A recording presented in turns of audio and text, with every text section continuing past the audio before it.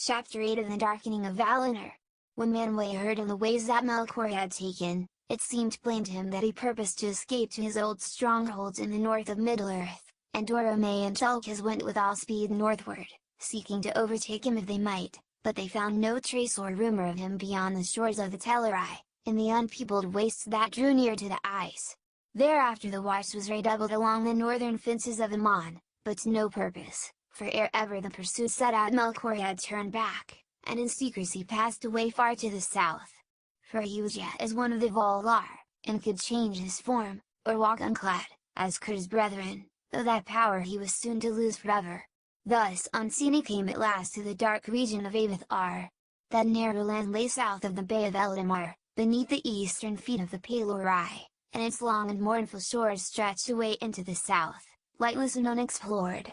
There, beneath the sheer walls of the mountains and the cold dark sea, the shadows were deepest and thickest in the world, and there in Avithar, secret and unknown, Ungoliant had made her abode.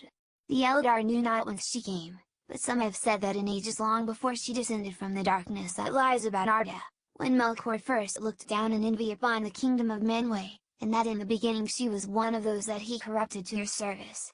But she had disowned her master, desiring to be mistress of her own lust, taking all things to herself to feed her emptiness, and she fled to the south, escaping the assaults of the Valar and the hunters of Orome, for their vigilance had ever been to the north, and the south was long unheeded. Thence she had crept towards the light of the blessed realm, for she hungered for light and hated it. In a ravine she lived, and took shape as a spider of monstrous form, weaving her black webs in a cleft of the mountains. There she sucked up all light that she could find, and spun it forth again in dark nets of strangling gloom, until no light more could come to her abode, and she was famished.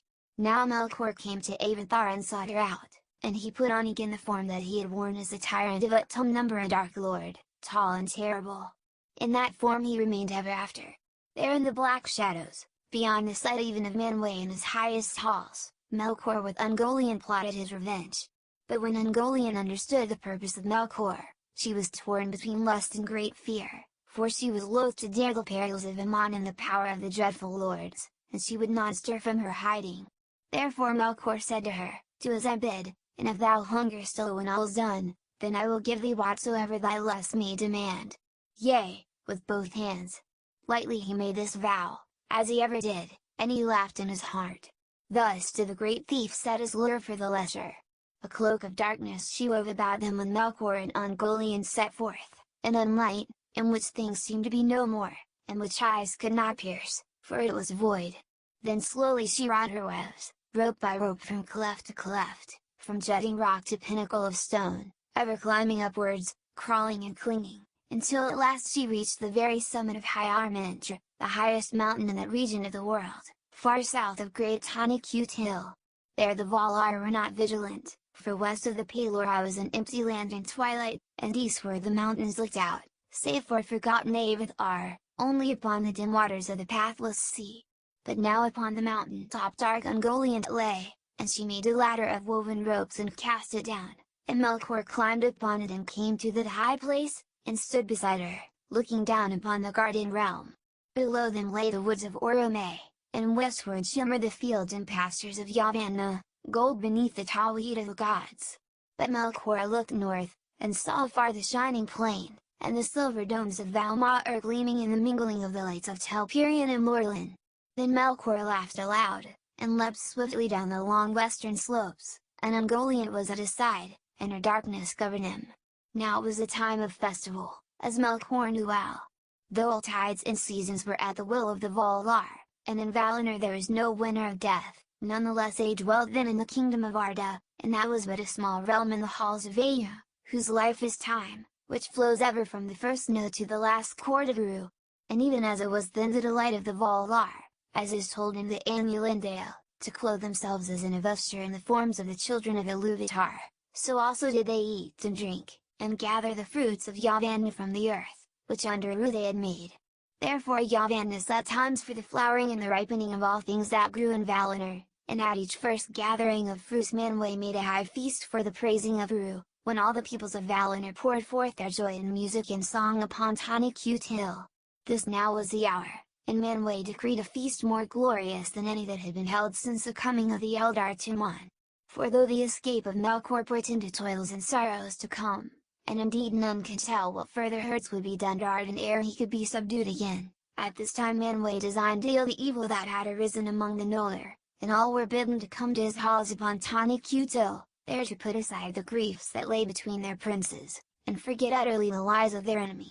There came the Vanyaer, and there came the Noldor of Tirion, and the Mayor were gathered together, and the Valar were arrayed in their beauty and majesty, and they sang before Manwë and Varda in their lofty halls, or danced upon the green slopes of the mountain that looked west towards the trees. In that day the streets of Valmaer were empty, and the stairs of Tirion were silent, and all the land lay sleeping in peace. Only the Tel'arai beyond the mountains still sang upon the shores of the sea, for they recked little of seasons or times, and gave no thought to the cares of the rulers of Arda, or the shadow that had fallen on Valinor, for it had not touched them, as yet. One thing only marred the design of Manwë. Fëanor came indeed, for him alone Manwë had commanded to come, but Finwë came not, nor any others of the Noldor and Formenos. For said Finwë, while the ban lasts upon Fëanor my son, that he may not go to Tirion, I hold myself unkinged, and I will not meet my people.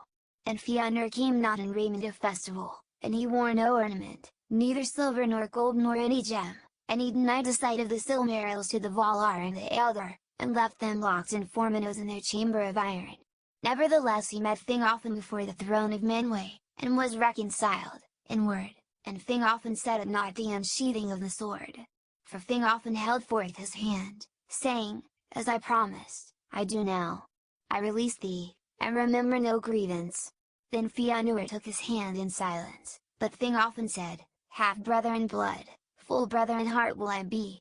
Thou shalt lead and I will follow. May no new grief divide us. I hear thee, said Fëanor. So be it. But they did not know the meaning that their words would bear. It is told that even as Fëanor and Thingolfin stood before Manwë there came the mingling of the lights, when both trees were shining, and the silent city of Valmaer was filled with the radiance of silver and gold. And in that very hour Melkor and Ungoliant came hastening over the fields of Valinor, as the shadow of a black cloud upon the wind fleets over the sunlit earth, and they came before the green Mount Desolor. Then the unlight of Ungoliant rose up even to the roots of the trees, and Melkor sprang upon the mound, and with his black spear he smote each tree to its core, wounded them deep, and their sap poured forth as it were their blood, and was spilled upon the ground. But Ungoliant sucked it up, and going then from tree to tree she set her black beak to their wounds, till they were drained, and the poison of death that was in her went into their tissues and withered them, root, branch, and leaf, and they died. And still she thirsted, and going to the wells of Varda she drank them dry, but Ungoliant belched forth black vapours as she drank, and swelled to a shape so vast and hideous that Melkor was afraid. So the great darkness fell upon Valinor. Of the deeds of that day much is told in the Aldudani, that Tel'arai of the Vanyaer maiden is known to all the Eldar. Yet no song or tale could contain all the grief and terror that then befell. The light failed, but the darkness that followed was more than loss of light. In that hour was made a darkness that seemed not lack but a thing with being of its own, for it was indeed made by malice out of light, and it had power to pierce the eye, and to enter heart and mind, and strangle the very will. Varda looked down from Tawny Cutil, and beheld the shadow soaring up in sudden towers of gloom. Valmaer had foundered in a deep sea of night. Soon the holy mountain stood alone, at last higher and in a world that was drowned. All song ceased. There was silence in Valinor, and no sound could be heard, save only from afar there came on the wind through the pass of the mountains the wailing of the Tel'arai like the cold cry of gulls. For it blew chill from the east in that hour, and the vast shadows of the sea were rolled against the walls of the shore.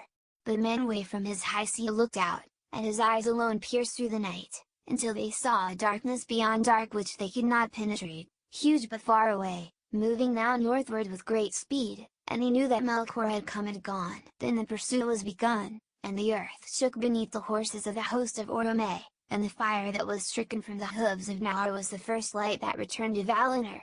But so soon as any came up with the cloud of Ungoliant the riders of the Valar were blinded and dismayed, and they were scattered, and went they knew not whither, and the sound of the Valaroma faltered and failed. And Zulkaz was as one caught in a black net at night, and he stood powerless and beat the air in vain. But when the darkness had passed, it was too late, Melkor had gone whither he would, and his vengeance was achieved.